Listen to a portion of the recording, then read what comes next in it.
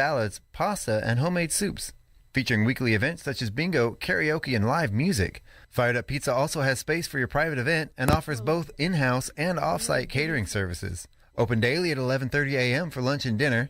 For more information, visit their Facebook page or contact Fired Up Pizza at 509-936-9121. Fired Up Pizza is a proud supporter of public radio in Stevens County. Listen in as the Tooele Arts Guild and KCHW 102.7 bring you Artists on the Air, here to present their local flair.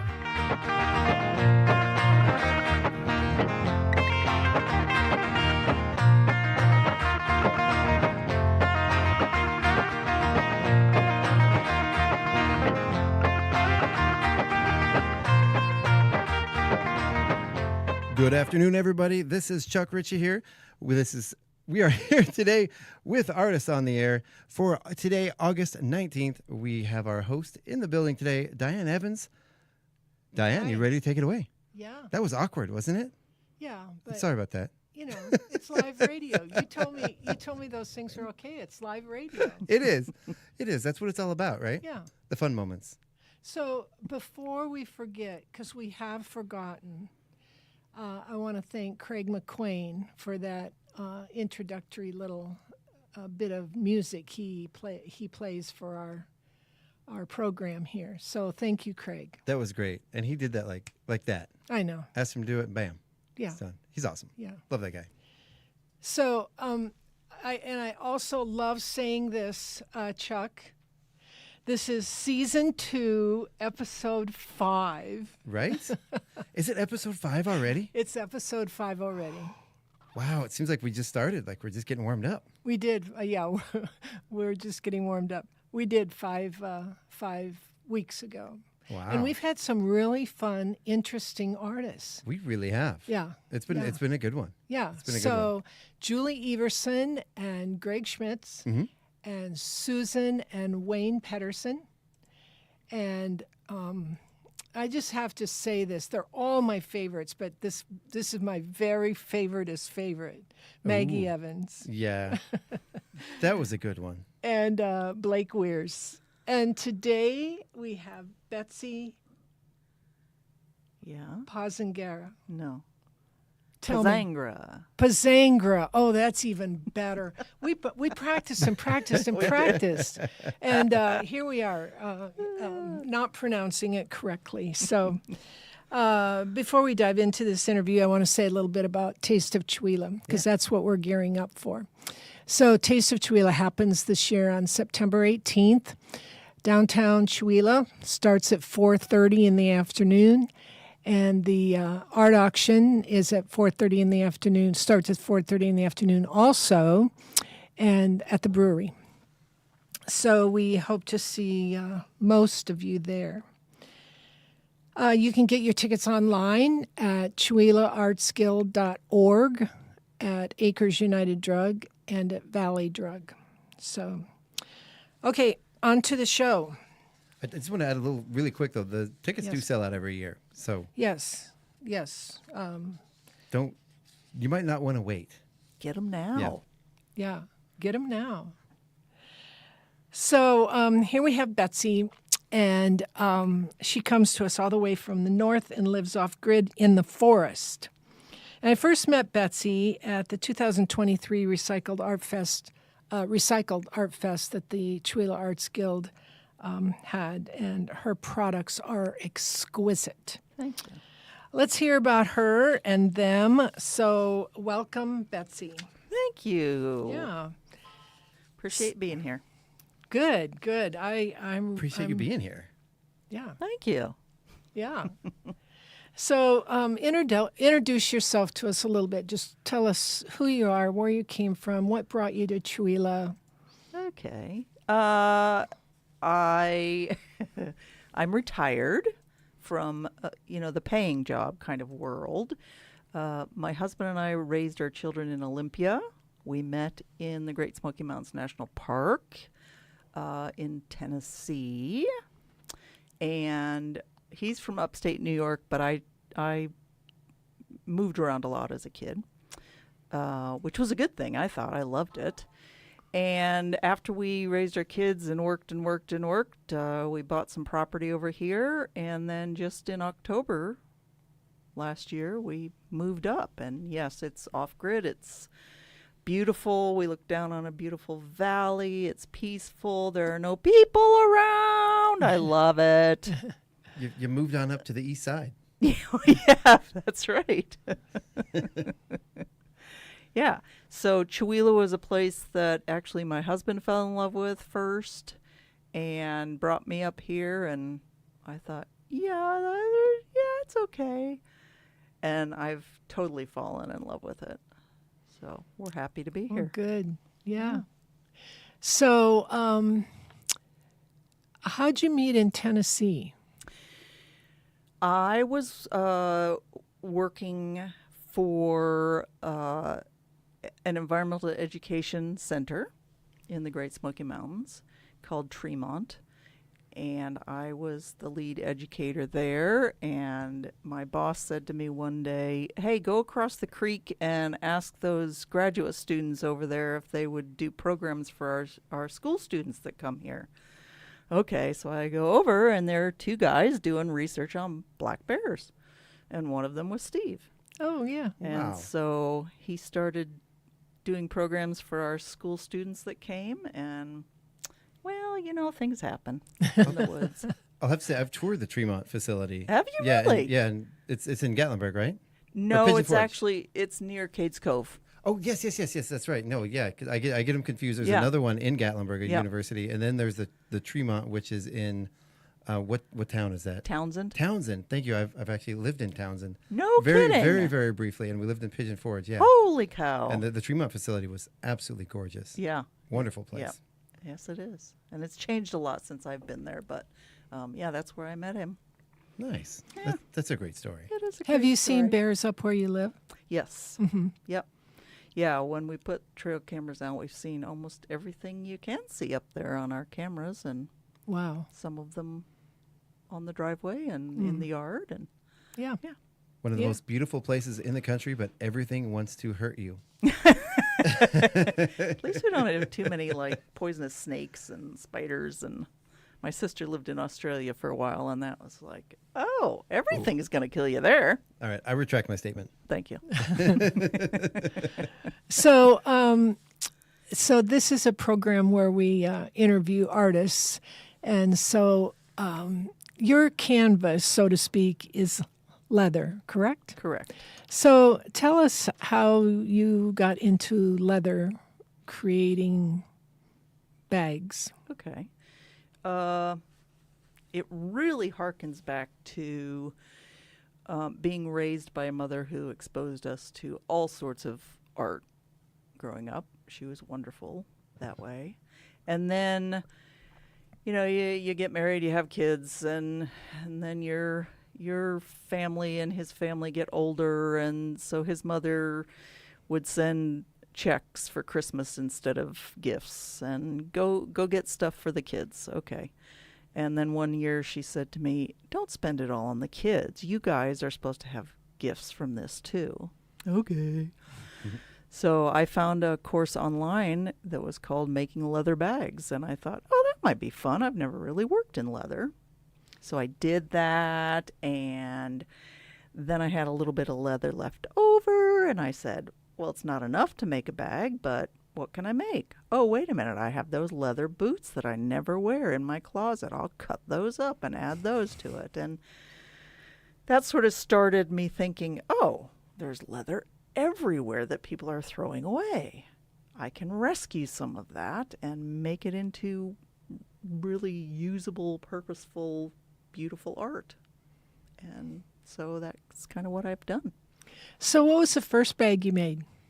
The first bag I made was like a tote bag, and pretty big, and lined, and the instructor, Don Moorish, I still remember his name, really great instructions, and I about killed my sewing machine, but it got through the leather because it was kind of lightweight. So when you talk about a sewing machine, did you start out on just a regular sewing machine? Just my regular sewing machine, yeah. And what have you advanced to now? Well, the second sewing machine I got was my, Tough Sew leather machine. And it can go through, I don't know, maybe a third of an inch of leather. And then I got into the big, okay, let's do this right. And I have an artisan Toro, which can go through an inch of leather. So that has allowed me to really be able to create, I think, much more professional pieces. And it can go through the cowboy boots that I cut up and add to bags, and horse reins that I put on bags and that kind of stuff. It's like butter going through the leather. Imagine back in the day when they had to make all those holes by hand with a punch. Yeah. Yeah. Yeah, I can't, I can't even imagine That my seems hands. like a lot of work. Yeah. Back when everything was made out of leather, pretty much, Yeah. Everybody had to have Very their true. saddles. Yeah. Very true. Yeah. What's the thread? I use a poly cotton thread, and it's, I can use a variety of texts. It's called TEX, thicknesses of that. I stay pretty thin compared to what I could use, but compared to a normal sewing machine, it's pretty thick. Mm-hmm. Yeah. Comes on big bobbins, big spools. Mm-hmm. So this Astro, is that what you called it? Artisan Toro. Oh, I heard Astro. If you put the two together. Yeah, I we can mean- give you an Astro if you want an Astro. For you, Diane, it's an Astro. Okay. Well, anyway, this big machine. Yeah. Does it look like a sewing machine? Like you sit at it and you. Yeah. Yeah. Yeah.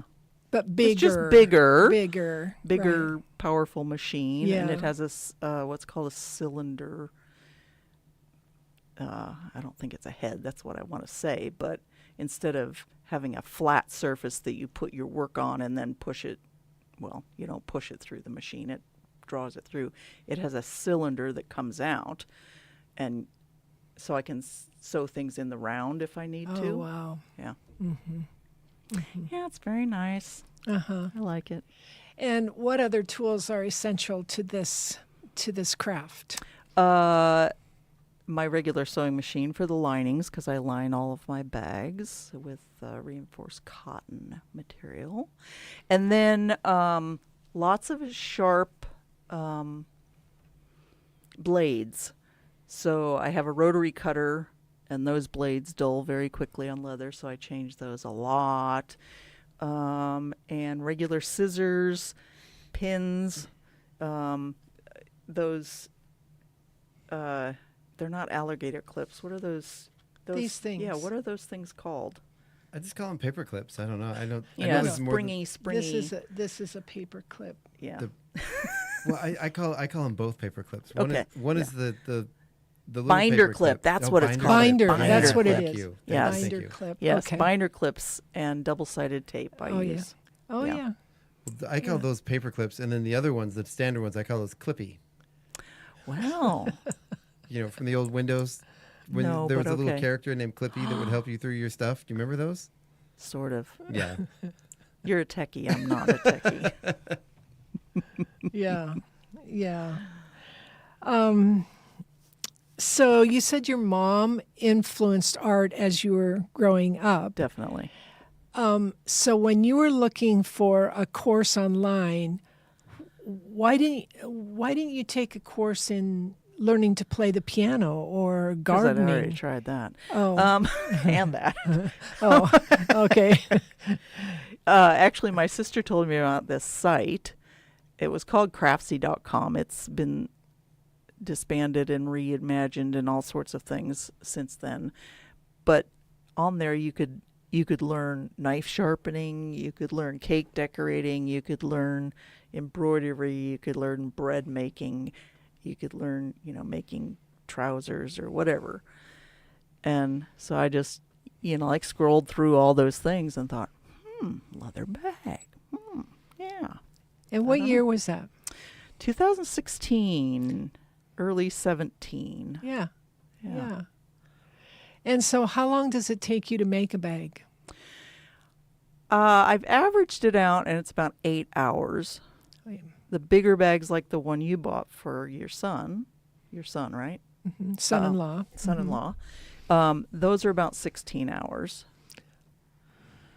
So in that time of making my bags comes the deconstruction of the leather items that I repurpose. Mm-hmm. So you've got a jacket.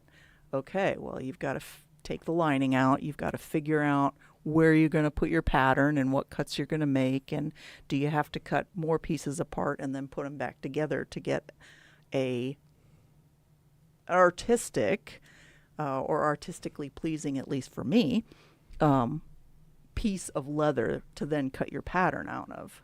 Mm-hmm. So there's a lot of that. And where are the zippers? And can I utilize those pockets? I really want to utilize the pockets that are already there. And what do I do with the collar? How do I get the collar to look really cool on this bag? And then we have... If we were in church, the priest would say, I hope that's God. That is really loud. Yeah, I thought maybe it was a signal that we were done or something. It has Okay, to be loud for Betsy, me, shut Chuck. up. I'm impressed. Yeah. I'm really sorry about that. At least it wasn't me. That's good. I turned mine off because mine started doing that earlier. Yeah. Oh. Luckily, yeah. it happens often enough. I keep my volume down on all that stuff because it's pretty regular. All right. Oh, yeah. What do you enjoy most about this particular art that you're doing, Betsy? I think what I enjoy most about it is that it makes me feel so good to make them. And, when you're young and you do a bunch of different stuff and then you raise your kids and you kind of lose yourself, and then I came out and I found this, and it just feeds my creative soul, and it makes me feel like I'm doing something. I'm contributing to the world, and I'm contributing to keeping stuff out of the landfill, and just making me feel good. That's wonderful. Yeah. Thank you. So does it? How do you feel when you see something like that? Do you ever see leather in the trash and you're like, no, don't throw that away? I would imagine. Yeah. Oh yeah. Yeah. Does it actually? I mean, does it hurt my soul? Yeah, exactly. That's a better way than I was going to say. Yeah, and it makes me want that piece. Oh, I got to grab it before it goes down into the abysmal pit down there. Do you do that sometimes? I haven't. I would. If it was me, I would. Yeah, I have no shame, though. I figure that I do that by going to the estate sales and finding those pieces that Right. are, or buying them from Goodwill or wherever I'm buying them from, that I know that, okay, because it has a big rip in the side, nobody's going to buy it.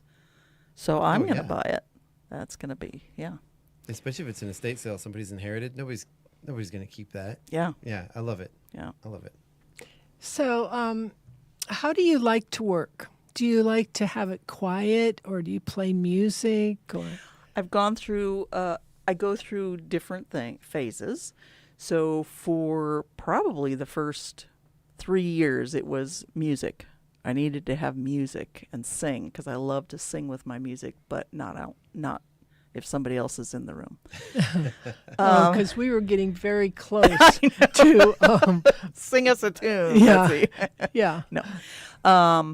But lately, I've really been into listening to books on tape, audiobooks. And I did podcasts for a while, but decided, I want to choose exactly what I like. And I'm really into cozy mysteries right now because they're so quick and easy, and you can listen or not listen, and you know what's going to happen. And it's just, So I always have something on. If I'm working, like this morning, actually, I worked for about an hour and realized, oh my gosh, I don't even have anything on. What's wrong with me? Turn it on. Just the dogs. I do that when I can't remember where the dishes go. When I unload the dishwasher, I'm like, oh yeah, I don't have music on. Yeah. That's your beacon. Oh, yeah. So how does this creative pursuit affect the rest of your life? How does it affect the rest of my life? That's a good question. I believe I'm out of my husband's hair a little bit. Not that I was ever in his hair, but he's always said, you've got to find something that you like to do. And I did, and so now I think he's really proud of that and what I create. And he goes to the shows with me sometimes, and he's a great booth babe and helps me unload and loves to talk to people. So in that sense, it's given us something to do together in retirement. Mm-hmm. And it's as I said before, it's given me this, I guess it's a passion, this fulfillment. Mm-hmm. And my kids are all into it for me, and their spouses and my other siblings, and I get boxes every once in a while. Oh, here's some jackets that we got for you. Here's some belts. Here's some boots. Good. Okay. Yeah, so they're very supportive, and it feels good. So back to the estate sale. When you're going there to purchase leather, do you ever negotiate with them, or do you just pay what they? I would say most time I just pay what they say. And I will tell you, in the past 3 years since COVID, prices of leather, well, everything, but prices of leather at like Goodwill stores, thrift stores, has like tripled almost. Oh, wow. You used to be able to get a jacket for $15, $20, and now they're asking $50, $60 for the same ones. mm-hmm. So it's surprising, actually, Yeah. to me. But, yeah. So Yeah, and you can't- boutique prices at a thrift store. Yeah. Wow. And I'm sure the boutique prices are much higher, too. Yeah, you can't negotiate at Goodwill. No, you can't. No, you can't. No, but you No. can round up. Okay. I always okay. end up doing that, which is the opposite of negotiating, isn't it? They'll take more money for sure. Yeah, they will. So do you sew every day, Betsy? I would say on average 5 days a week. Mm-hmm. Mm-hmm. I do. Yep. Yeah. And it's good because it's like a little dance. I'm at my work table and I'm cutting things and taping them up, and then I sit down at my sewing machine and I sew, and then I get up again and down again and up again and down again. And So there's variety. yeah, Mm-hmm. I feel like I'm moving a little bit. I'm not stuck in one position. Yeah. Does it doing it 5 days a week? Does it feel like a job, or do you still get the same pleasure out of it that you've always gotten? The only time it's felt like a job, I will tell you, is a few days ago when I said to my husband, wow, today was hard. It felt like a job, but I need to make so much for these upcoming shows that. Mm-hmm. But it was only that one day. I got over it, shook it off, found the creativity again. Good. Yeah. Good. So do you, speaking of shows, do you make art for yourself, or do you make art for the market? Like you know what people want, and so then you make more of that. I think over the years I've come to know, I guess, that people tend to gravitate toward these 4 types of bags that I make. And so, yes, I make those. And I've weaned off like 3 different styles that I used to make. When I first started, I made every single bag was a different shape, a different everything. And a woman who owned a boutique gave me some good advice, which was, I know it sounds counterproductive, but if you make many things of the same shape, they can be styled differently. Same shape, people will be drawn to that more. And I think she was right, because that's what I started doing. Mm-hmm. And do I make it for myself? Sure, a little bit. Do I make it for the market? sure, a little bit, but I don't know if I know the market that well. I mean, I don't think I do enough of, oh, I need to look up what the people are wearing this season. I don't keep up What's with couture that. this season? Yeah, I don't. Maybe I should, but I don't. I just make What are they feels wearing at the Met good. Gala this year? Because that's exactly where my repurposed bags are going to end up. You never know. You never know. That would be really cool. But It would be. yeah. Yeah. Yeah. Anybody know somebody that wants to wear a cool repurposed leather bag? Just let me know. Yeah. Call your celebrity friends. Yeah. Call all your celebrity friends. What are the? Can you share with us what the 4 bags are? 4 bag styles are? Yeah. Maybe there are 5 or 6. Oh. So I've got Emmeline bags, and Emmeline's my daughter. And the Emmeline bags are small bags. I've actually got like 3 different sizes. So you can stick your phone in and maybe your sunglasses and your credit cards, and you can go. Then I've got the Carol bags. Carol's my mom. And Carol's are a little bit bigger. And they can hold maybe your tablet as well if you're going out. All right.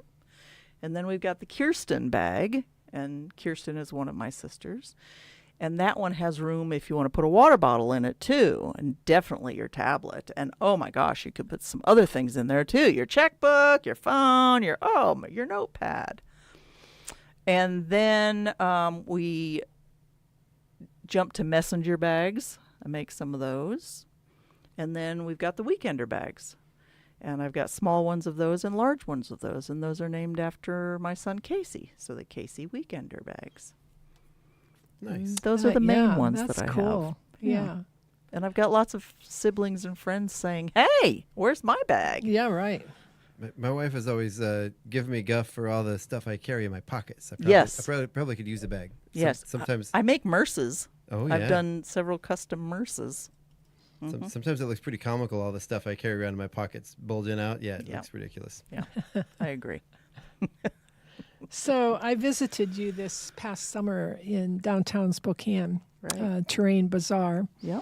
So you told me, but you didn't tell our listening audience, where are you exhibiting next? Next show is in Olympia at the Harbor Days Festival. That's over Labor Day weekend. And then I will be, my husband and I are going on a 3-week camping trip and doing 2 shows in Colorado. Nice. So we'll be going to Crested Butte the weekend that you're having your event here in September. And then we're going to Telluride, which I'm hoping will be a very good show for me. Are you a skier? No, Okay. not at all. I mean, I've done cross country. I like that. I don't like downhill. I don't like that speed. Yeah. Scares me. I almost survived a bunny hill one time. Yeah, I almost didn't. Yeah, There might be some celebrities in Telluride. I think so. Yeah. Yeah. Yeah, that could be a really fun show. Yeah, and it's a art show combined with a car classic show. Oh, wow. Nice. Yeah. So I don't know. We'll see. You've never done that one before? Never Yeah. done shows in Colorado. Been to Nevada. Been to Idaho and Washington. I don't even think I've been to Oregon. Yeah. Yeah. There's a lot of similarities between art and classic cars. Yeah, Yeah. definitely. A lot of classic cars are art. Yeah. Oh, for sure. Yeah. Yeah, I agree. Yeah, beautiful. Yeah. So I brought this newspaper with me. So there was an article in the Spokesman Review, June 1st, 2025, repurposed, recycled, and reloved article about Betsy and her bags. So there was a compelling story in that article, but do you have another compelling story, or would you like to tell that story for our listening audience? I'll tell another one, and then they can look up the article. How's that? That's perfect. Oh, yeah. It's perfect. So this article that Diane's talking about was speaking to my project I call my Ancestry Project.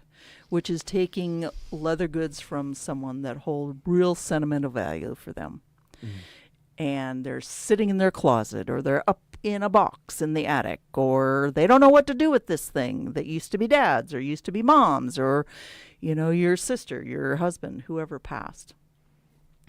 And I take that, I consult with the person, well, what would you like out of it? What kind of shape bag would you like out of it? And I turn it into 1, 2, 3, 4 bags, so that the people whom this item held all those sentimentalities can wear that now and have that with them every day instead of it being in the closet. And so one of the first of that kind of bag that I did when I went, oh, this is a good idea, Betsy. We have friends that we met at a show in Elko, Nevada at the Cowboy Poetry Gathering. And she said, oh, I have my mom's boots and her jacket. Could you do anything with those? And I said, yes, I believe I can. So for her, I made an Emmeline bag, which is the small one that can just carry things that you need right away, for her granddaughter. And I made a Kirsten bag, which is a little bit larger, for her. And I used part of the cowboy boot on each bag, and then the jacket for each bag. And so that was really lovely to be able to do for them. And the daughter recently got married, or granddaughter recently got married, and we had pictures of her going off on her adventures, and she was carrying the bag, which made me feel really amazing that meant so much to her. Oh, Yeah. I love that. Yeah. Yeah, I think the story in the article is really touching too. Yeah. Yeah, that one, I'll just give you a little taste of that one. So I got found by a woman in Pennsylvania who said, I found you online. I've got my father's bomber jacket, and he's passed, and my son is the only grandson, and I want you to make me a duffel bag. And so I did. I made her a duffel bag, and on the pocket flap of that jacket was a pin of an airplane. One of the wings broken off, but that was his pin from the service. I guess he got it. And so I made sure that was prominent on the bag for his grandson, and his grandson sent me a picture and a beautiful letter thanking me for doing this for him. That's incredible. Yeah. I love that. Yeah. That's so sweet. I've done probably 10 or 12 others in those same lines, and it just feels good. I love it. And I guarantee I'm honored to do that kind of stuff for people. I guarantee you that grandson is going to pass that down to their kids. Yeah. And Yep. their kids will probably say, hey, my grandpa gave me this. Yeah. Yeah. And From his grandpa. Yeah, that one was his Yeah. bomber jacket was horsehair. I mean, Wow. horse hide. leather hide. Yeah. Wow. So Yeah. I've got my grandma's silverware that, it's old, missing pieces. I'm going to have it made into jewelry for my mom. there you go. Yeah. Perfect. Yeah. Yeah. Love So it. Along the same line. Yeah. It is totally. It is Yeah. totally. So this isn't the same, but you're talking about the pin. You put a really unique coin, I call it a coin, on your bag that I think they're so cool. So thank you. yeah, so tell us about that.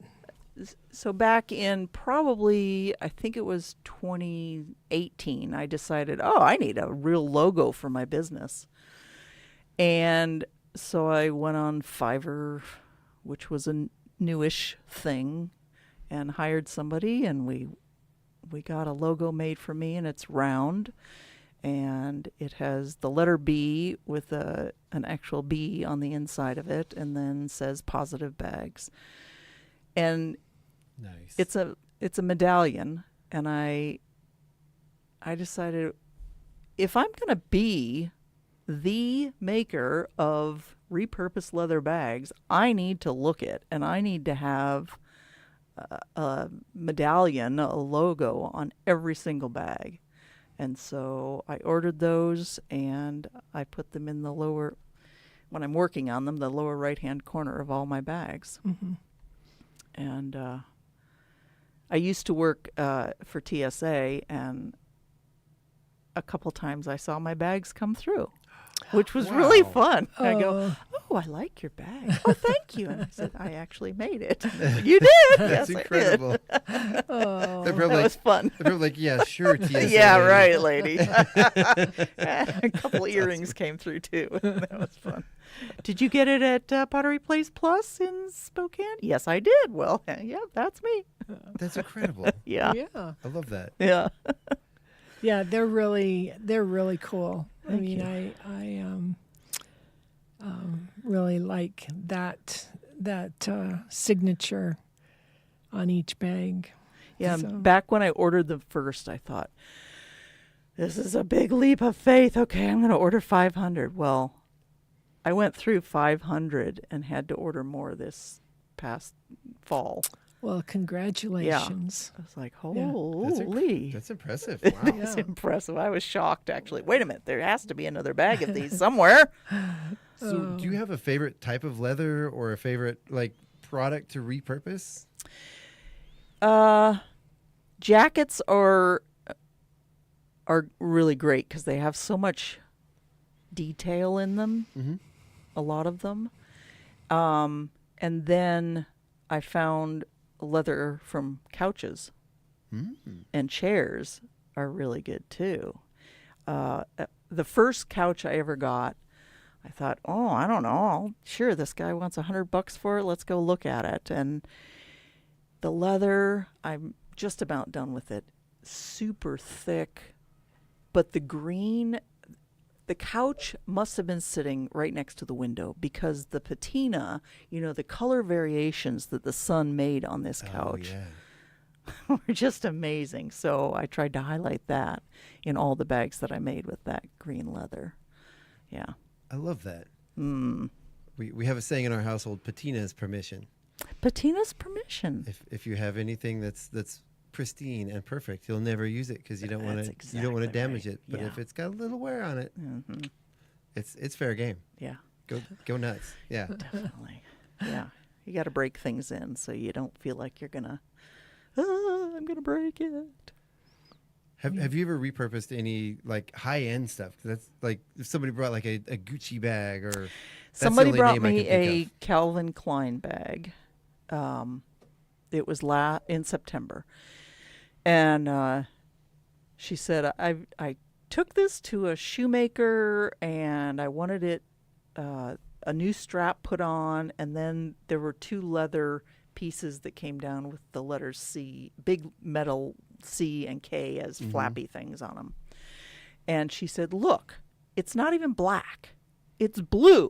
And they put blue on this and it's not the right size and they didn't do this right. And I thought, well, I can give it a try, but I can't promise anything. And so I found it was like patent leather, which I don't work in. So I actually bought this belt that was patent leather and put her a new strap on it and those little flippy things. And she's like, oh, she started to cry. And Oh my I was like, God. holy cow. She said, I'll tell all my friends. So Yeah. I'm not into patching up things. Yeah. I'd rather start from my beginnings, not go backwards and fix somebody else's something. But I've done it more than a handful of times. But Because I can help people, and Right. why not do it? Yeah. Yeah. I'm not gonna lie. I've had some leather worker friends that I've asked occasionally, like, "Hey, I lost a little weight. Can you take this belt in for me?" And they usually roll their eyes and they're just like, "Sure, okay, we'll do that for you." For you. So, Betsy, do you have an artist statement?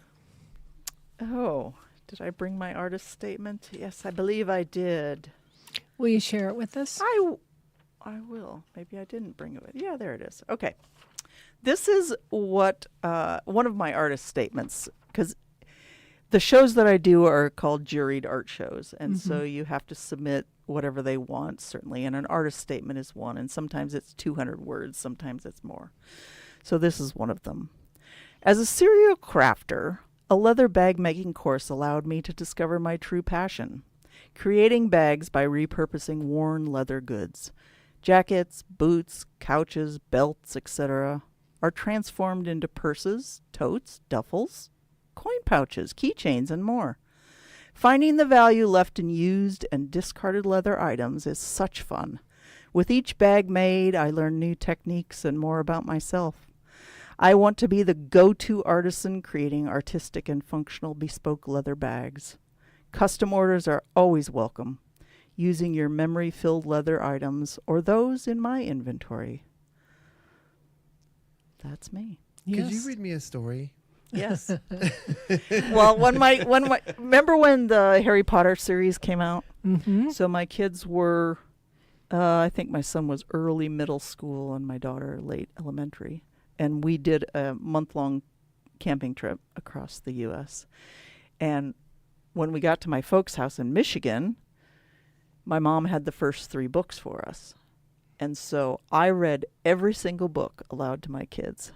Nice. Over that summer, or however often they came out, every year that they came out. Okay, Mom, let's go. Yeah, That's awesome. Yeah, I like doing that stuff. Yeah. So what are your interests outside of making leather bags, Betsy? I like walking in the woods with my dogs and my husband. I have a kayak. I haven't used it in a couple years, but I really do like kayaking and the solitude of just being out there on the water. I like going camping and visiting my family and my grandkids and son and daughter. I like reading books. Did I say watching TV? I like the English murder mystery kind of stuff. Oh yeah. Yeah. British mystery and cop shows are so much better than American ones. Love them. I've been trying to learn how to make bread, so I've been eating a lot of bread lately. I love to eat my husband's cooking. He's an excellent cook. And, just kind of hanging out in the woods. Do you have a favorite type of bread that you like to make or eat? I like the rustic breads. Yeah. So I'm trying to do sourdough now, and, each loaf is a little different and good, bad, and indifferent. I like rye bread, too. I have a condition where I have to eat lots of sourdough bread because my body doesn't produce its own. Yeah. So I have to yes. Yeah. I think I have that with breads and pastries. Yeah, exactly. Yeah. Same thing, yeah. It's a terrible malady to have, yeah. Right there with you. Well, Betsy, do you have anything else you would like to share with us? 'Cause you've shared a lot. Well, thank you. Yeah. I hope it wasn't too much. No. It was. If anybody listening is interested in having me make them something, an ancestry bag, or just look at my inventory, let me know. I'm happy to create things for people. And do you have a website where they can find your information? I do. Can you share with our audience I would what that love is? to. I'm not going to do okay, so it's B, just the letter, positive, which is POZZITIVE, bags, bepositivebags.com. Nice. And I will just tell you, that is not my forte, and so the pictures of the bags that are on it are pretty old. And I think there's only 9 on there because the other ones got sold, and I just haven't put any of the other ones that I have up there. So call me. Yeah. Yeah, get in touch with me through that website, and yeah. Yeah. Absolutely. Well, thank you very much, Betsy. I was really excited to interview you because I was just enthralled when I saw you at the Recycling Art Fest back in 2023 and just bought that bag for Louise, and I get to see it pretty often, so Thank you very much. So. You're very welcome. I appreciate you appreciating my art. It feels good. So thank you, everyone, for listening. The Taste of Chewelah is Thursday, September 18th, starting at 4:30 in downtown Chewelah. The art auction is at the brewery. Also at the brewery is dessert and coffee. So those things go together at the brewery on September 18th. I know we're not going to list all the restaurants right now, but I'm interested in the coffee. Is there a particular business that's providing the coffee? Well, there is, Chuck. It's $3.95 coffee. I figured. I just wanted to give a little mention there. We could give a mention to all of them. You do know all the restaurants? No, I don't know what they all are. Oh, I wish you don't know? I don't. Yes. But we do still have a little bit of time left. If you want to highlight some that you can think of off the top of your head. Well, that might be dangerous in the sense that I remember 8 or 9, and there's somebody. 10. I get that all the time. Yeah. So that wouldn't be fair. That's fair. Yeah. So anyway, so tune in next week, same time. We're going to be interviewing Suzanne Greep. Nice. And she'll be really interesting and fun too. We haven't interviewed a writer yet, so. Nice. Mm-hmm. No, we haven't, have we? Mm-mm. Oh wow, that'll be fun. Mm-hmm. That should be really cool. And hopefully she'll read. Oh yeah. Yeah. Yeah. Just to give a little teaser, do you know what kind of what kind of stuff does she write? Well, my most favorite, let's see, emotion, I guess, that I would say that she writes about. It was her first book, is grief.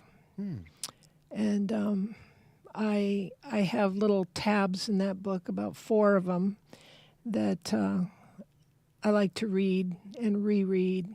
And but she's written 3 books, so 3 poetry books. Nice. Mm-hmm. Nice. Well, I look forward to hearing from that. And is there anything else you guys have to say before we go? Nope. Alrighty. Thank you. Yeah, thanks, Chuck. No problem. Thank you guys so much for tuning in. Thank you guys for coming. And thank everyone out there for listening. And don't forget, you can stay tuned right here tonight on KCHW from 6 to 9 p.m. for Dr. Jazz. Then from 9 to midnight, we bring you The Soul Show with Mike Kenton. And tune in tomorrow morning on the KCHW Morning Show, where it'll be myself. We have Paula Randall, Sharon Ludwig, and our very special guest tomorrow morning is Mr. Paul Setti. Mr. Paul Setti. Yes, he's going to be talking about the grand reopening ceremony that's happening later this week at Setti's Ace Hardware. So looking forward to that. And thank you guys so much for tuning out. Okay. We will let you guys get back to your day. And have a great one, everyone. Thank you for listening to KCHW 102.7 Northern Lights Public Radio. Thank you, Craig McQueen, and thank you, the Chewelah Arts Guild, for coming and joining us with this show and all you do for the community. Okay, you're welcome. Okay, we ready? Uh-oh. Am I being recorded? I keep doing that. I keep doing the wrong thing. Artists on the air. Here to present. Listen in. As the Chewelah Arts Guild and KCHW 102.7 bring you artists really on the that air. funny? Here to present their local flair. Join us every Tuesday at 4 p.m. until September 16th for this special interview series with a variety of different artists that will be featured in the Chewelah Arts Guild Taste of Chewelah Art Auction on September 18th, right here on KCHW 102.7, your Northern Lights Public Radio.